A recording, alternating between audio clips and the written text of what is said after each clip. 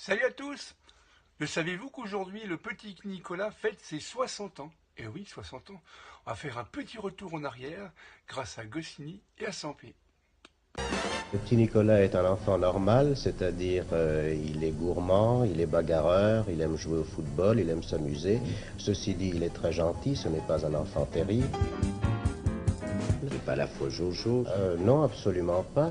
Je conserve un assez bon souvenir de mes années scolaires, parce que je me suis bien amusé, j'ai bien chahuté. Alors j'aime bien dessiner les enfants pour ça. Il y a Alceste, c'est le meilleur copain de Nicolas, c'est celui qui est de tous les coups. Alceste est un gros qui mange tout le temps. Et quand on lui serre la main, elle est toujours collante la main, parce qu'il y a toujours de la confiture dedans. Il y a Rufus, dont le papa est agent de police, et qui a toujours sur lui un sifflet à roulette, qui est un souvenir de famille, et c'est pour ça qu'il est toujours arbitre dans les matchs de football. Clotaire, c'est le dernier de la classe.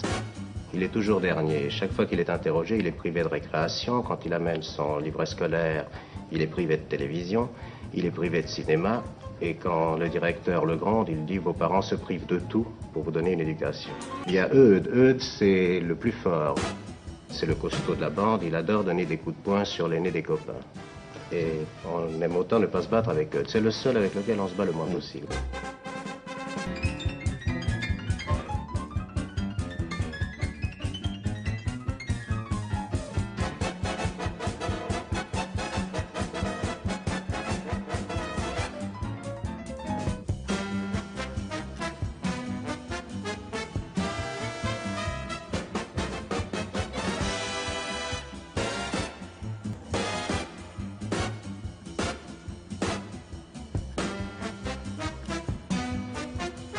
Il dit...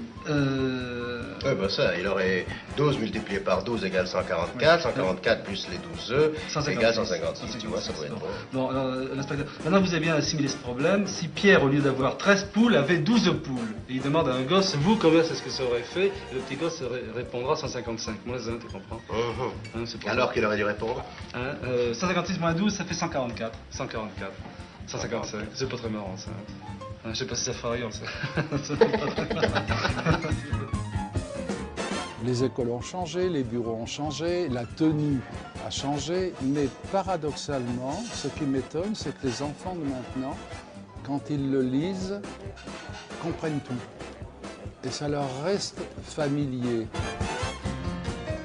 C'est un monde idéal.